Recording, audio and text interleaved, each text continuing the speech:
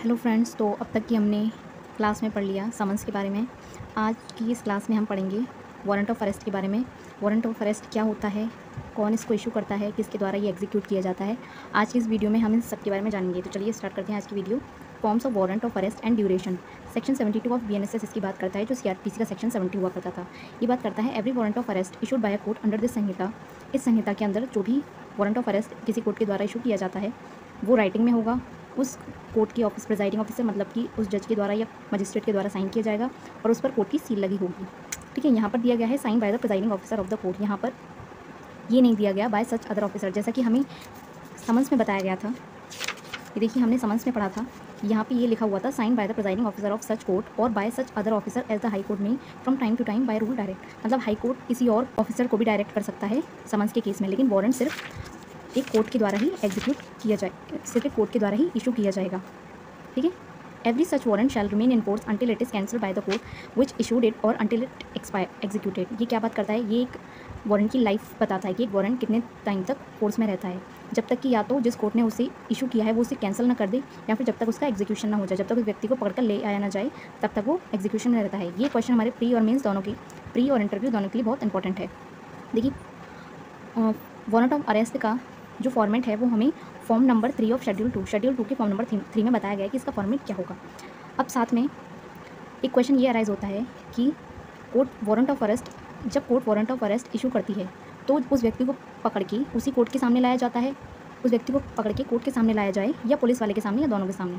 तो जोगिंदर नाथ मुखर्जी के केस में ये बात बोली गई थी कि जब वारंट ऑफ अरेस्ट इशू किया जाता है तो व्यक्ति को कोर्ट के सामने लाया जाना चाहिए, ना कि पुलिस के सामने। नेक्स्ट सेक्शन है हमारा सेक्शन 73, जो सीआरपीसी का सेक्शन 71 हुआ करता था। ये बात करता है हमारे बेलेबल वारंट ऑफ अरेस्ट के बारे में।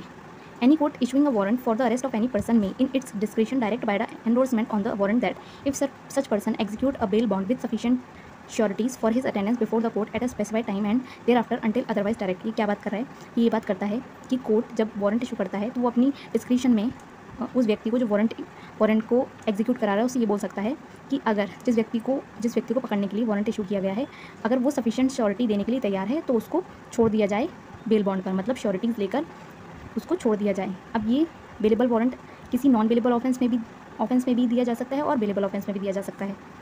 सबसेक्शन 2 हमारी बात करता है requisites of a valid warrant के बारे में, कि एक वारंट के जब कोर्ट इस सेक्शन के अंडर एक वारंट इशू करता है तो उसके रिक्विजिट्स क्या होंगे। तो वो बोलता है उसमें नंबर ऑफ श्योरिटीज़ होने चाहिए, अमाउंट होना चाहिए जो उस व्यक्ति को और श्योरिटीज़ को देना है, और टाइम स्पेसिफाई होना चाहिए कब उसको कोर्ट के सामने पेश होना है उसके बारे में। सबसेक्शन 3 बात करता है whenever security is taken under this section the officer to whom the warrant is directed shall forward the bond to the court. अब जिस ऑफिसर को दिया गया था वारंट एग्जीक्यूट कराने के लिए, वो वारंट के साथ बॉन्ड को कोर्ट में पेश करेगा। देखिए, मोस्टली जो जितने भी वारंट्स होते हैं वो नॉन बेलेबल होते हैं अनलेस कि कोर्ट उसको स्पेसिफिकली ना बोले कि ये बेलेबल वारंट है। तो ये सेक्शन बेलेबल वारंट्स के बारे में बात करता है। ठीक है, नेक्स्ट सेक्शन है हमारा सेक्शन 74, जो सीआरपीसी का सेक्शन 72 हुआ करता था।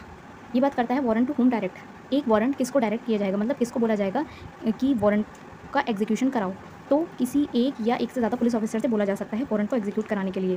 ठीक है, मतलब कोर्ट पुलिस वाले को डायरेक्ट कर सकता है वारंट को एग्जीक्यूट कराने के लिए, एक या एक से ज़्यादा पुलिस वाले को। लेकिन अगर उस वारंट को एग्जीक्यूट कराना बहुत ज़रूरी, मतलब बहुत अर्जेंट है और उस टाइम पर कोई भी पुलिस ऑफिसर अवेलेबल नहीं है, तब कोर्ट किसी और पर्सन या पर्सन्स को डायरेक्ट कर सकता है और वो पर्सन उसको एग्जीक्यूट कराएगा। सब सेक्शन 2 बात करता है कि क्या एक ही व्यक्ति को अरेस्ट करने के लिए 2 या 2 से ज़्यादा व्यक्ति को कोर्ट डायरेक्ट कर सकता है। तो जी हाँ, सब सेक्शन 2 यही बात करता है कि जब 2 या 2 से ज़्यादा पर्सन या ऑफिसर को अरेस्ट वारंट दिया जाता है तो उसको वो सभी या उनमें से कोई भी एग्जीक्यूट कर सकता है। सेक्शन 75, जो सीआरपीसी का सेक्शन 73 हुआ करता था, ये बात करता है वारंट में be directed to any person. किसी भी पर्सन को वारंट डायरेक्ट किया जा सकता है, लेकिन किस परिस्थिति में। द चीफ जुडिशियल मजिस्ट्रेट और magistrate of first class may direct a warrant to any person within his local jurisdiction for the arrest of any escaped convict, proclaimed offender और of any person who is accused of a non bailable offence and is awaiting arrest. ये क्या कह रहे हैं कि एक warrant of arrest किसी भी व्यक्ति को डायरेक्ट किया जा सकता है, लेकिन किन परिस्थितियों में, जब चीफ जुडिशियल मजिस्ट्रेट और मजिस्ट्रेट ऑफ फर्स्ट क्लास ये किसी भी व्यक्ति को, मतलब पुलिस ऑफिसर के अलावा किसी भी व्यक्ति को डायरेक्ट कर सकते हैं कि वो एक व्यक्ति को पकड़ें under a warrant of arrest.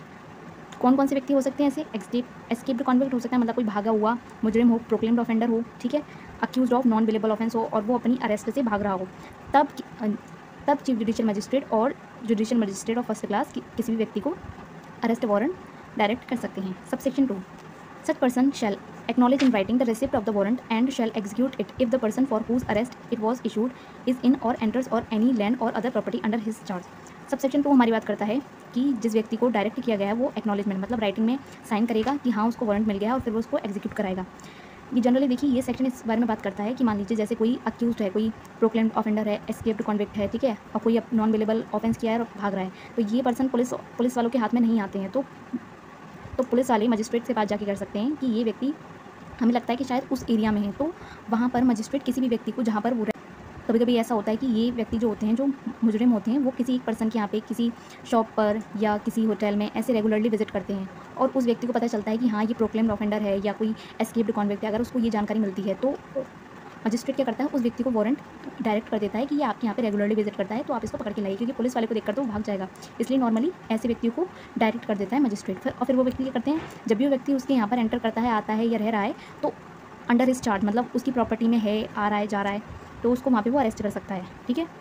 और जैसे ही वो अरेस्ट करेगा, अरेस्ट करके वो उस व्यक्ति को नियरेस्ट पुलिस ऑफिसर के पास लेकर जाएगा और फिर जो नियरेस्ट पुलिस ऑफिसर है वो मजिस्ट्रेट के पास लेकर जाएगा, ठीक है। अगर सिक्योरिटी ले ली गई है मतलब बेल पर छोड़ दिया गया है उसको, तब उसको मजिस्ट्रेट के पास ले जाने की ज़रूरत नहीं है, अदरवाइज उसको मजिस्ट्रेट के पास लेकर जाएगा। CBI वर्सेस दाऊद इब्राहिम के केस में ये बोला गया था कि कोर्ट को जनरली इस सेक्शन के अंडर वारंट इशू नहीं कर देनी चाहिए कि पुलिस की मदद करने के लिए नहीं। जब ऐसे कॉन्विक्ट हों और वो रेगुलरली किसी के यहाँ विजिट कर रहे हों, पुलिस की पकड़ में ना आ रहे हों, तभी कोर्ट को ऐसे वारंट इशू करने चाहिए किसी पुलिस ऑफिसर के अलावा किसी और व्यक्ति को, ठीक है। नेक्स्ट सेक्शन है हमारा section 76, warrant directed to police officer, जो CRPC का सेक्शन 74 वर्क पुलिस ऑफिसर को डायरेक्ट करना वारंट। और warrant directed to of any police officer may also be executed by any other police officer whose name is endorse upon the warrant by the officer to whom it is directed or endorse. ये क्या कह रहा है कि अगर मान लीजिए एक वारंट किसी पुलिस ऑफिसर को डायरेक्ट हुआ है, मतलब एक पुलिस ऑफिसर से बोला गया है कि आप इस व्यक्ति को पकड़ के लाइए, लेकिन अगर वो कोई सीनियर पुलिस ऑफिसर और वो बहुत बिजी है, नहीं जा पाता, तो वो अपने किसी जूनियर को भी भेज सकता है उस व्यक्ति को पकड़ने के लिए। लेकिन साथ में जब वो दूसरे पुलिस ऑफिसर को भेज रहा है तो वारंट के पीछे मतलब उस दूसरे पुलिस ऑफिसर का नाम पीछे वारंट के पीछे लिखना ज़रूरी है, ठीक है। अगर ऐसा नहीं करता है तो ये इलीगल माना जाएगा। नेक्स्ट सेक्शन है हमारा section 77 notification of substance of warrant. तो ये देखिए हमारे फंडामेंटल राइट भी है आर्टिकल 22 में कि मतलब उसको क्यों अरेस्ट किया गया है, उसके रीजंस जानना ज़रूरी है। तो ये उसी बात को रिफ्लेक्ट करता है। The police officer or other person executing a warrant of arrest shall notify the substance thereof to the person to be arrested and if so required shall show him the warrant. उसको बताएगा, substance बताएगा कि क्या क्या warrant में लिखा हुआ है, ठीक है। और अगर वो व्यक्ति चाहे तो वो उसको वारंट भी दिखा सकता है। अगर एक पुलिस ऑफिसर के पास वारंट नहीं है तो वो उस व्यक्ति को अरेस्ट नहीं कर सकता है, ये उसके फंडामेंटल राइट के अगेंस्ट होगा, ठीक है। तो एक व्यक्ति को पकड़ने के लिए एक पुलिस ऑफिसर के पास अरेस्ट वारंट होना ज़रूरी है, अनलेस कि वो कॉग्निजेबल ऑफेंस हो जहाँ पर पुलिस विदाउट वारंट की पकड़ सकता हो। नेक्स्ट सेक्शन है हमारा सेक्शन 78, जो CRPC का सेक्शन 76 हुआ करता था। ये बात करता है person arrested to be brought before court without delay. ये भी हमारे आर्टिकल 22 का रिफ्लेक्शन है कि उसको विदाउट डिले कोर्ट के सामने पेश करना ज़रूरी है। तब police officer or person executing a warrant of arrest shall without unnecessary delay bring the person arrested before the court before which he is required by law to produce such person. मतलब वो तुरंत व्यक्ति को arrest करके court के सामने लेकर आएगा जिसने कि वारंट इशू किया है। Provided that such delay shall not in any case exceed 24 hours exclusive of the time necessary for the journey from the place of arrest to the magistrate court. क्या कह रहे हैं कि जैसे ही पुलिस वाला execute करता है, मतलब उस व्यक्ति को पकड़ के लाता है, वो विदाउट अननेसेसरी डिले मजिस्ट्रेट के सामने लेकर आएगा जिसने कि वारंट इशू किया है, मतलब 24 घंटे, और ये टाइम 24 घंटे से ज़्यादा नहीं हो सकता। लेकिन अगर मान लीजिए कोर्ट कोई बहुत दूर कोई कोर्ट है, मतलब व्यक्ति बहुत दूर रहता है कोर्ट के जुरिस्डिक्शन से और उसको लाते मान लीजिए 2 दिन लग गई, तो क्या अभी 24 घंटे से ज़्यादा नहीं हो गया? तो हम जो जर्नी का टाइम होता है उसको एक्सक्लूड कर देते हैं, मतलब उसकी काउंटिंग नहीं करते हैं, ठीक है। तो मतलब सिर्फ 24 घंटे, जिसमें से कि जो जर्नी का टाइम है उसको एक्सक्लूड कर देंगे, उसको काट देंगे, उसको नहीं काउंट करेंगे और 24 घंटे के सामने मजिस्ट्रेट के सामने उसे पेश करेंगे। नेक्स्ट सेक्शन है हमारा सेक्शन 79, वेयर वारंट में भी एग्जीक्यूटेड। वारंट कहाँ एग्जीक्यूट किया जा सकता है? तो उसको इंडिया में कहीं पे भी एग्जीक्यूट किया जा सकता है। मान लीजिए वो व्यक्ति भागकर किसी एक जुरिस्डिक्शन से भागकर कहीं इंडिया के कोने में जाकर छुप गया, तो उसको वहाँ से भी पकड़ के लाया जा सकता है। सेक्शन 80 जो CRPC का सेक्शन 78 हुआ करता था, ये बात करता है warrant forwarded for execution outside jurisdiction. तो देखिए सेक्शन 80 से लेकर सेक्शन 83 तक जितने भी प्रोविजंस हैं वो कोर्ट की जुरिस्डिक्शन, आउटसाइड जुरिस्डिक्शन की बात करते हैं। मतलब जिस कोर्ट ने वारंट इशू किया है उस कोर्ट के बाहर अगर वो व्यक्ति है तब उसको पढ़ के लाना है, उसके बारे में बात करते हैं ये सारे सेक्शंस। तो ये क्या कहते हैं? When a warrant is to be executed outside the local jurisdiction of the court issuing it, मतलब कोर्ट की जुरिस्डिक्शन से, जो जहाँ पर कोर्ट की जुरिस्डिक्शन है उसके आउटसाइड रहता है, मतलब इस कोर्ट का व्यक्ति इस कोर्ट में उसे हाजिर किया जाना है, लेकिन वो व्यक्ति दूसरी कोर्ट की जुरिस्डिक्शन में रहता है, तब क्या करेगा?